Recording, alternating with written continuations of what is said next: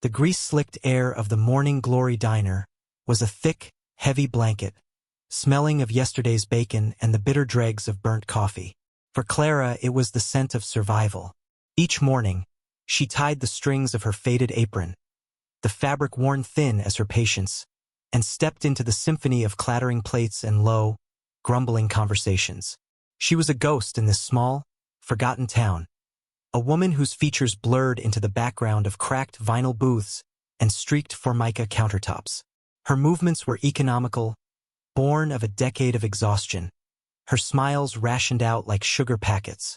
Today, the air was particularly sour. Rick, the diner's owner, a man whose belly strained the buttons of his shirt as much as his temper strained the patience of his staff, was on the warpath.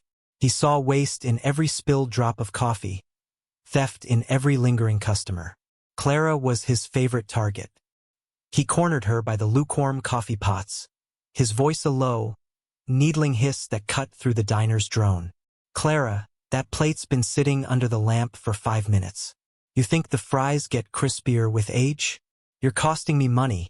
Standing there dreaming, he didn't wait for an answer. He never did. His words were not questions but accusations, small pellets of disdain fired at point-blank range. Clara simply nodded, her eyes fixed on the swirling brown liquid in the carafe. "Yes, Rick," her voice was barely a whisper, a sound swallowed by the sizzle of the grill. She picked up the plate and moved toward table 4, her steps a quiet apology for existing.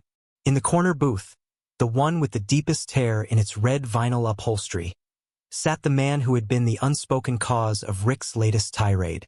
He was a fixture, as much a part of the diner's morning scenery as the faded Coca-Cola sign.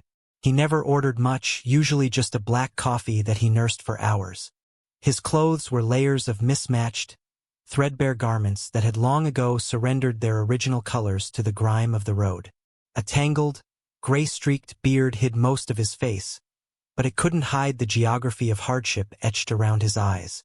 He was homeless, a fact the town treated like a communicable disease. They looked past him, through him, their gazes sliding off him as if he were made of smoke.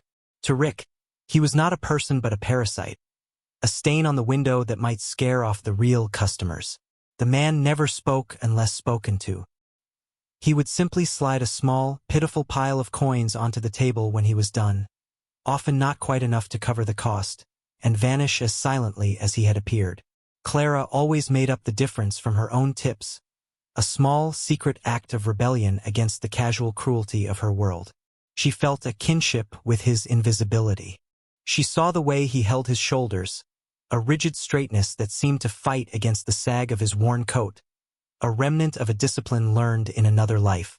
Today, as she placed the plate of cooling fries on table 4, she felt Rick's eyes boring into her back, and she knew the quiet truce of the morning was about to be shattered.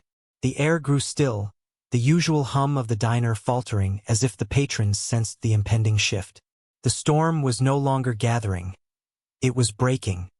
Rick wiped his greasy hands on his apron, a smirk of self-righteous authority twisting his lips.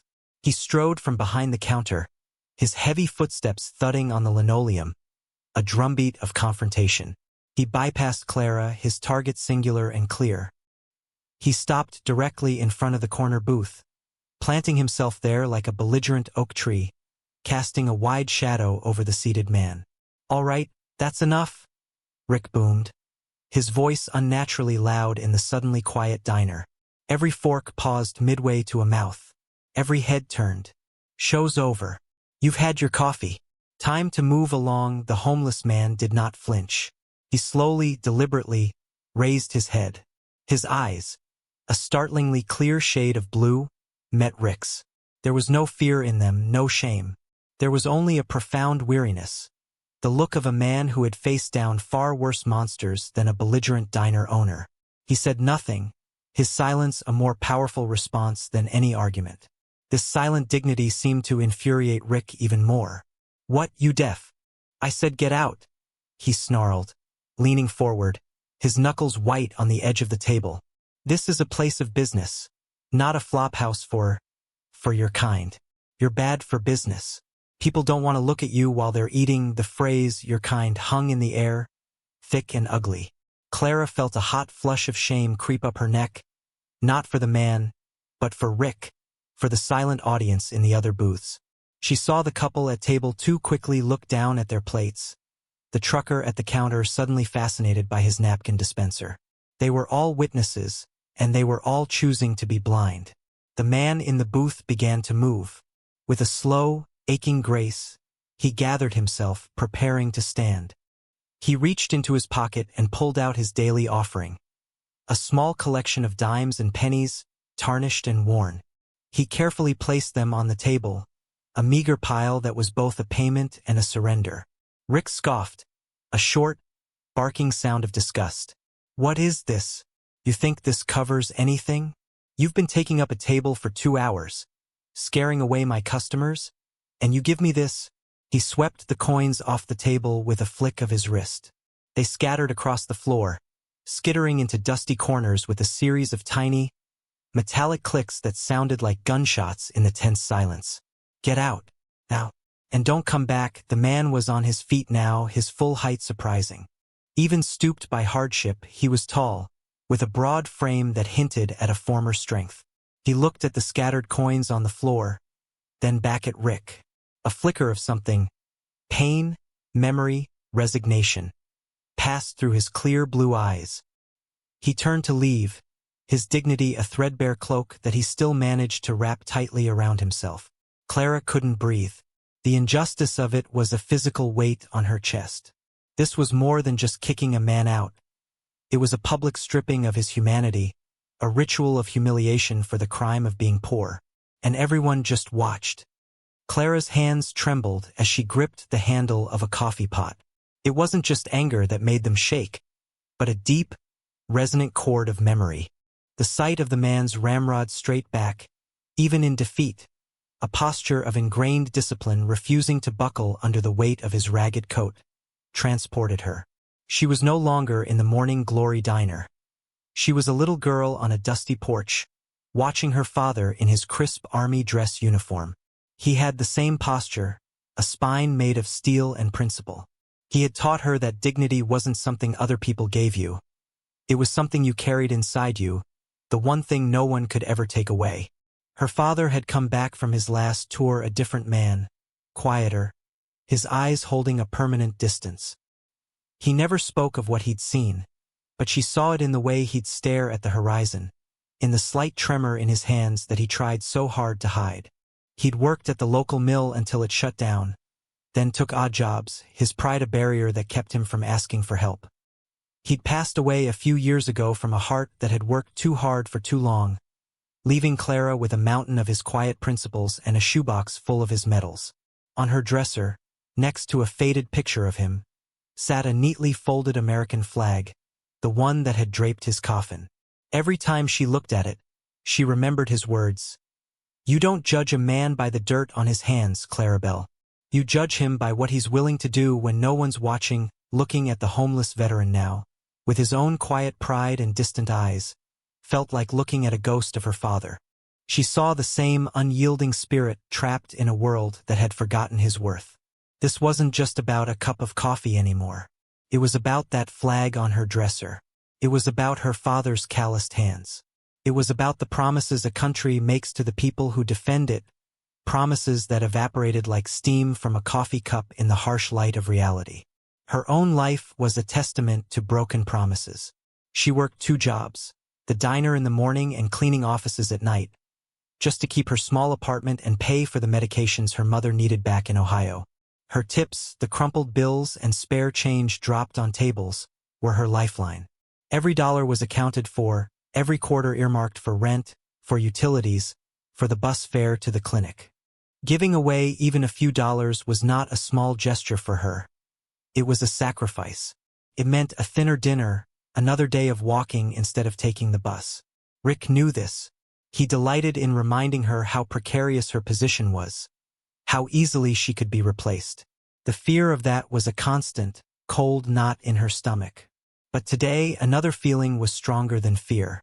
It was a fierce, protective loyalty to a memory, to a principle she thought she had buried under layers of exhaustion and cynicism. The sight of those coins scattered on the floor was an insult not just to the man, but to everything her father had stood for. She looked at the silent patrons, their faces averted, and felt a profound disappointment that was sharper than her own fear. They were all complicit, and in that moment she decided she would not be. The tension in the diner stretched thin, threatening to snap. The homeless man had reached the door, his hand hovering over the handle, a final moment of hesitation before he would be swallowed by the indifferent world outside. Rick stood with his arms crossed, a smug, triumphant look on his face. He had won. He had purged the unclean element, reasserting his dominance over his little kingdom of grease and formica. He glanced around the room, daring anyone to meet his eye, to challenge his decree. No one did. The silence was absolute, a vacuum where courage and compassion should have been. The trucker at the counter cleared his throat and hunched further over his coffee. The young couple in the booth by the window began a whispered, urgent conversation, their eyes darting nervously between Rick and the door.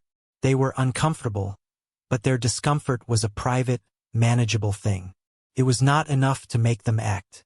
They had their own lives, their own problems. This was not their fight. This was the silent pact of the bystander. See nothing, say nothing, do nothing. It was safer that way. Clara felt the weight of all those averted gazes. She felt the collective sigh of relief that the confrontation was almost over, that the unpleasantness would soon be gone and they could all return to their breakfasts. She looked at Rick, at his puffed-up chest and cruel little smile, and she saw the face of every petty tyrant she had ever encountered, every person who used their sliver of power to diminish someone else. Then her eyes went back to the man at the door. He wasn't looking at anyone. His gaze was fixed on the street outside, on the gray, uncaring sky. He was preparing to be invisible again. The pressure on Clara was immense. It came from Rick's belligerent stare. It came from the suffocating silence of the other customers. It came from the voice of self-preservation screaming in her own head. Don't do it. You need this job. Just let it go. It's not your problem. Losing this job would be catastrophic. It would mean late rent, calls from bill collectors, the terrifying possibility of ending up just like the man she was watching. Fear was a cold hand gripping her heart, squeezing the air from her lungs. She could just turn back to the coffee pots, let him walk out that door, and her life, miserable as it was, would continue unchanged. No one would blame her. In fact, no one would even notice. She would remain just another part of the background, the quiet waitress who refilled their cups and never caused a fuss. But then she saw the scattered coins again, glinting faintly in the dust beneath the table. They weren't just coins. They were the sum of a man's worth in the eyes of the world, tossed aside like garbage. Her father's voice echoed in her memory, clear as a bell. What you do when no one's watching. But people were watching. They were just choosing not to see. The pressure to conform, to stay silent, was a physical force. But the pressure from her own conscience, from the legacy of a quiet, honorable man she had loved, was stronger. The cold hand of fear around her heart began to loosen its grip, replaced by a slow, rising heat. Clara took a deep breath, the stale air of the diner filling her lungs. It felt like the last breath before plunging into icy water. She set the coffee pot down on the warmer with a soft click that seemed to echo in the silent room.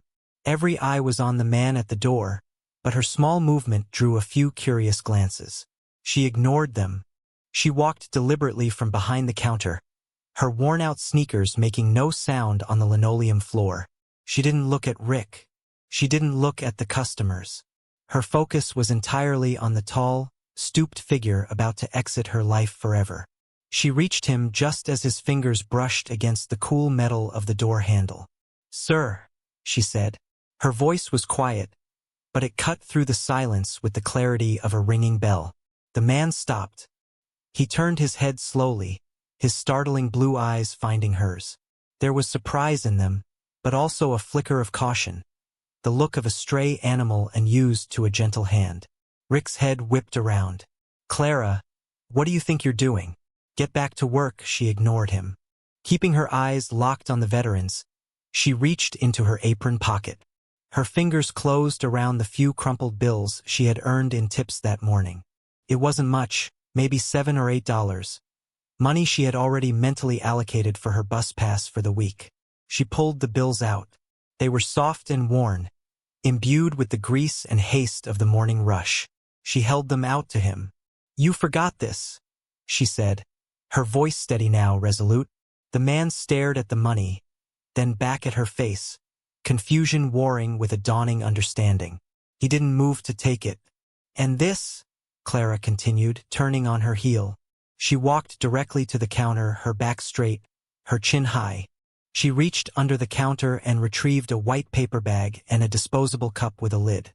With swift, practiced movements, she filled the bag with 2 of the day-old muffins Rick would have thrown out anyway. She poured a fresh, steaming cup of coffee, the rich aroma a stark contrast to the sourness in the air, and secured the lid. She walked back to the man, her steps echoing the defiant beat of her own heart. She pushed the money into his hand, closing his calloused fingers around it. "This is for the road," she said softly, handing him the bag and the coffee. No one should start their day like this. For a long moment, he just looked at her, his blue eyes searching hers. The hardness in his face seemed to soften, the deep lines around his eyes easing just a fraction. He gave a slow, almost imperceptible nod. It was a gesture of profound, silent gratitude, a recognition that went far beyond the small offering of food and money. It was an acknowledgement of her seeing him, truly seeing him, as a man worthy of respect. "I'm paying for his coffee, Rick," Clara announced, her voice ringing with a newfound strength as she turned to face her boss. She walked to the cash register, pulled a $5 bill from her own wallet, her lunch money for the next 2 days, and rang up the sale. The ding of the register was a declaration of independence. "And you can take this job, and you can shove it." Rick's face went from smug to purple with rage. "You're fired," he sputtered, his voice cracking. "You think I care?" Clara said, untying the strings of her faded apron for the last time. She folded it neatly and placed it on the counter. "Some things are worth more than a job." She turned and walked out of the Morning Glory diner, leaving behind a stunned silence, a furious owner, and the faint, hopeful aroma of fresh coffee. Unseen by Clara, and largely ignored by everyone else, a man had been sitting in the last booth at the back of the diner. He had been there since before the sun came up, a solitary figure nursing a single cup of black coffee. He was built like a mountain, with a weathered face and hands that looked like they could bend steel. A thick, graying beard covered his jaw, and his eyes, deep-set and watchful, missed nothing. He wore a plain, unmarked black leather vest over a faded flannel shirt. No club colors, no patches to announce his allegiance. To the casual observer, he was just another long-haul trucker passing through. But he wasn't. His name was Marcus, but the only name that mattered was the one his brothers called him: Scout. His purpose was observation. He had been on the road for 6 months, following whispers and rumors, chasing a ghost. His mission was to find a man the world had forgotten, but his club never would. He had watched the entire scene unfold with a practiced stillness, his expression unreadable. He saw Rick's petty cruelty, the silent complicity of the patrons, and the quiet, unyielding dignity of the old soldier. He had recognized the posture immediately, the parade rest stance, subtle but unmistakable to a trained eye, a ghost of military discipline that years on the street couldn't erase. When the owner had scattered the coins, Scout's hand had instinctively tightened around his coffee mug, his knuckles turning white. It took every ounce of his own discipline not to cross the diner and end the confrontation right there. But his orders were clear: observe, confirm, report. Do not engage unless necessary. Then he saw the waitress. He had watched her all morning, noting her quiet efficiency, the weariness in her eyes. He had pegged her as just another person beaten down by life trying to survive. He was wrong. When she walked away from the counter, he saw the shift. It wasn't pity on her face. It was resolve. It was a quiet, fierce fire that burned away her exhaustion. He watched her offer her own meager earnings, watched her pack the bag, watched her defy her boss. He saw an act not of charity, but of honor. She wasn't giving a handout to a beggar. She was rendering aid to a fellow human being who had been stripped of his dignity. She was recognizing the soldier beneath the rags. When she quit her job, laying her apron on the counter like a surrendered banner from a battle she had chosen to lose in order to win a war, Scout felt a surge of profound respect. In his world, honor was the only currency that mattered, and this woman, with her worn-out shoes and empty pockets, was wealthier than anyone in the room. He watched as she left, and as the old soldier followed a moment later, clutching the coffee and the bag like sacred relics. The old man paused outside the diner door, looked back one last time. Not at the diner, but in the direction Clara had gone, and then disappeared down the street. Scout waited another 5 minutes, letting the diner's normal rhythm resume, though the atmosphere was now thick with shame and unease. He calmly placed a $20 bill on the table, more than enough to cover his coffee and to silently rebuke the owner. He stood up, his large frame seeming to shrink the room, and walked out. Once outside in the crisp morning air, he pulled a worn satellite phone from his jacket pocket. He dialed a number he knew by heart. It was answered on the first ring. "Preacher," Scout said, his voice a low rumble. "It's me." There was a pause on the other end. "Did you find him?" the voice asked, devoid of preamble. "I did," Scout confirmed. "He's alive. But that's not why I'm calling. Something happened.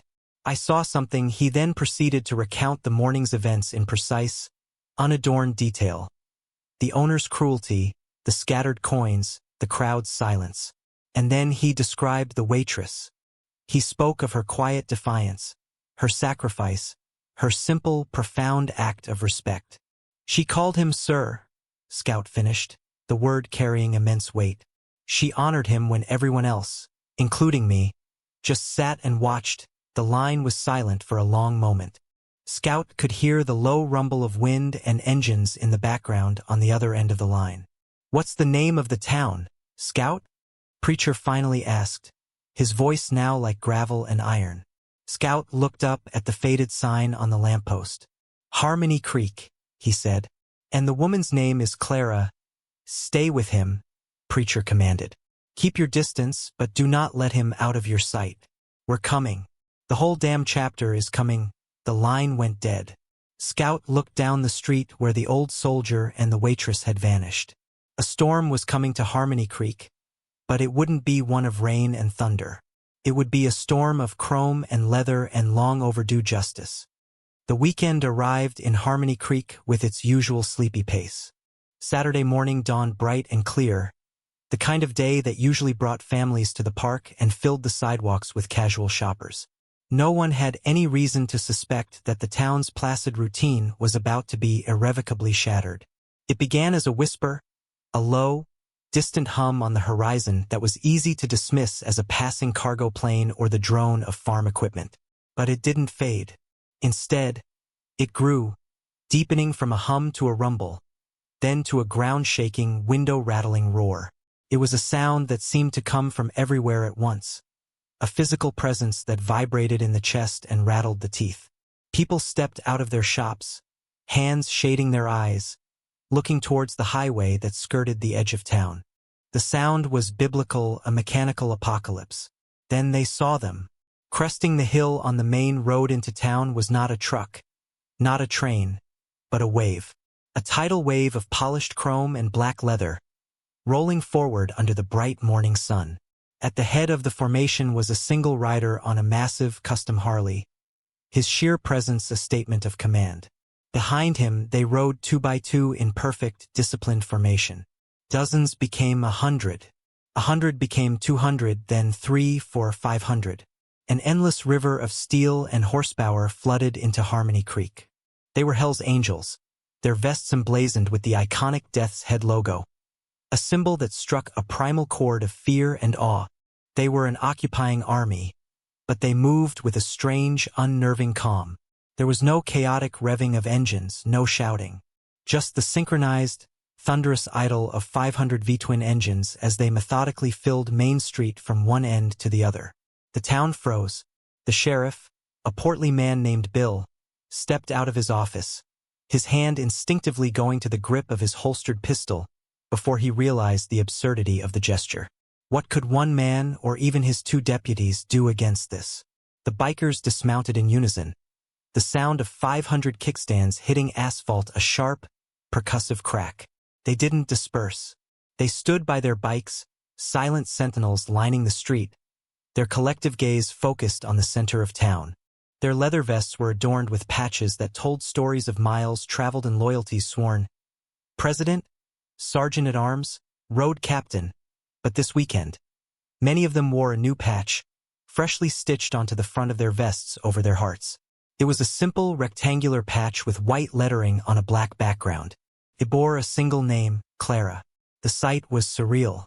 These hardened, intimidating men, whose appearance was designed to project menace, were wearing the name of the town's quietest, most invisible waitress like a badge of honor, a declaration of allegiance.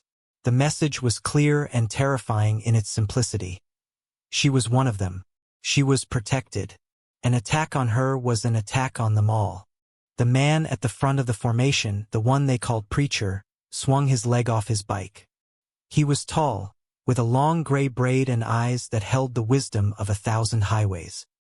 He removed his sunglasses, his gaze sweeping over the frozen town, before it finally settled on the faded sign of the Morning Glory Diner. Clara had spent the last 2 days in a fog of anxiety. She had replayed the scene at the diner 100 times, the brief, exhilarating moment of defiance now soured by the bitter reality of unemployment. She had already started looking for another job, but in a town like Harmony Creek, options were few and far between.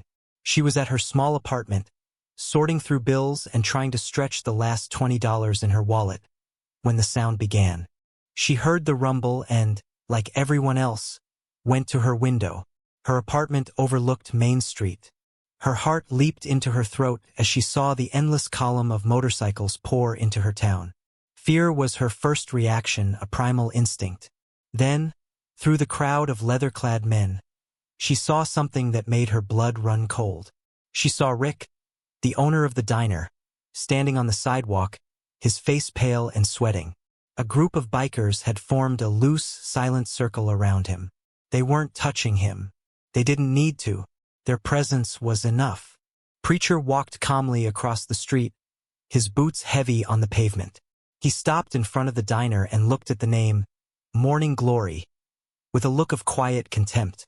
Then he turned his attention to Rick. "You Rick?" Preacher asked, his voice a low baritone that carried easily in the silent street. Rick nodded jerkily, unable to speak. "We need to talk," Preacher said. He gestured towards the diner. Inside, the circle of bikers parted to let them through, then closed ranks again. A few moments later, the open sign on the diner door was flipped to closed from her window. Clara could only watch, her mind racing. What was happening?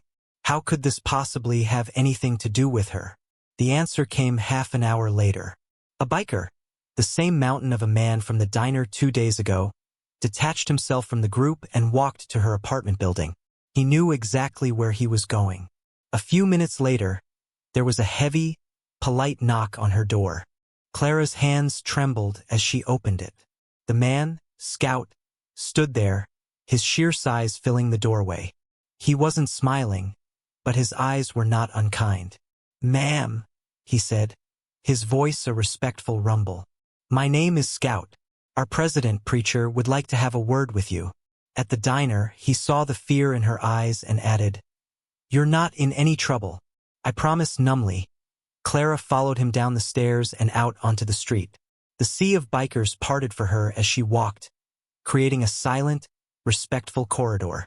The townspeople watched from a distance, their faces a mixture of fear and utter confusion. As she approached, Preacher stepped out of the diner. He held the door open for her. Inside, the diner was empty except for Rick, who was sitting in a booth, looking utterly broken, and 2 other bikers who stood impassively by the kitchen door. Preacher led Clara to the counter and gestured for her to sit. "Miss Clara," he began, his voice surprisingly gentle. "I apologize for the dramatic entrance. It wasn't our intention to frighten you," he paused. Then continued. "2 days ago, you bought a cup of coffee for a homeless man. Do you remember?" Clara nodded, her throat too tight to speak. "That man's name is Silas Donovan," Preacher said, his voice dropping. "But to us, he's known as Ghost. He was one of the first 9, a founder of our club. He saved my life 20 years ago, took a piece of shrapnel that was meant for me. He was a hero, a brother, a legend." He explained how Ghost's wife and daughter had been killed in a car accident a decade ago. The loss had shattered him. He drifted away, fell through the cracks, and for 10 years, the club had been searching for him, following any rumor, any whisper of a tall, quiet man with clear blue eyes. "Scout was sent to this region 6 months ago." Preacher gestured to the big man by the door. "He finally found him right here, but he also found you. He called me and told me what he saw. He told me how this man," he nodded curtly towards Rick, "threw Ghost's money on the floor, and he told me how you, a stranger, with nothing to gain and everything to lose, stood up for him. You showed him the honor that his own country, and even his own brothers, had failed to provide in that moment." He looked directly into her eyes. "In our world, respect is everything. You gave respect to one of our own when he had none. That makes you family. That makes you our responsibility." The truth of it all washed over Clara, immense and overwhelming. The homeless man, the quiet veteran, was a king in exile, and she, in a simple act of kindness, had placed a crown back on his head. Preacher turned his gaze toward Rick, who flinched as if struck. "This man," he said, his voice losing its gentle tone and hardening into granite, "disrespected a brother. Worse, he allowed a place of business to become a place of humiliation. That is an imbalance, and we are here to correct it." He reached into his leather vest and pulled out a thick envelope. He tossed it onto the counter in front of Rick. It landed with a heavy thud. "That envelope contains a cash offer for this diner. It is a fair market price. You will take it.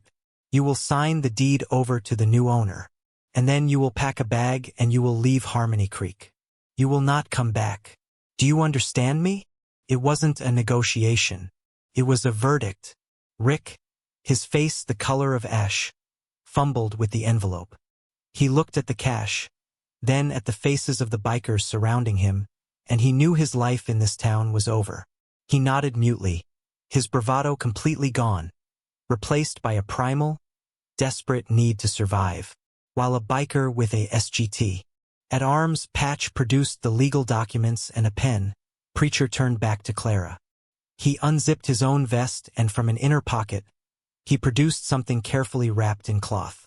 He unwrapped it to reveal a brand new, black leather vest, smaller than the others, clearly made for a woman. It was clean and unmarked, except for 2 patches. On one side was the Hell's Angel's Death's Head insignia. On the other side, over the heart, was the same simple patch the others wore. "Clara, this is not a membership," Preacher explained softly, holding it out to her. "You don't have to live our life. This is a symbol. Tells everyone everywhere that you are under our protection. It means that any hand raised against you is a hand raised against us all. It's a shield. One you've earned." Tears welled in Clara's eyes as she looked at the vest. It was the most profound gesture of recognition she had ever received in her life. She, the invisible woman, was now seen by some of the most feared and respected men in the country. She slowly reached out and took the vest, the leather cool and heavy in her hands. While this was happening inside, the town was undergoing its own transformation. The initial fear of the bikers was slowly giving way to a dawning understanding. Whispers spread like wildfire. The story of what happened in the diner, amplified and clarified by the bikers' very presence, was now public knowledge. The patrons who had stayed silent 2 days ago were now recounting the events to their neighbors, their voices tinged with a shame they couldn't hide. They had watched a good woman lose her job for doing the right thing. And now this army had arrived not to punish the town, but to reward her. The bikers began to move with purpose. A group of them, led by a man with treasurer on his vest, walked into the town's small bank and made a cash deposit of a magnitude the bank manager had never seen. Others went to the hardware store, buying up paint, lumber, and cleaning supplies. They started working on the diner, a swarm of efficient, leather-clad laborers. They scraped the old, peeling morning glory letters off the window. They scrubbed years of grease from the walls. The community watched, stunned, as this force of nature began to heal a small wound in their town that they themselves had ignored. The sheriff stood on the sidewalk, no longer afraid, but in awe. He saw not a gang of outlaws, but a brotherhood enforcing a code of honor stricter than any law on his books. The recognition was complete. Clara was no longer just a waitress. She was a protected symbol of decency. And the Morning Glory Diner was about to be reborn. The weekend was a blur of activity. The roar of engines was replaced by the sounds of hammers, sanders, and the low murmur of men working together. The bikers of the Hells Angels transformed the Morning Glory Diner. They were methodical, professional, and tireless. They stripped the cracked vinyl from the booths and replaced it with new, deep red upholstery.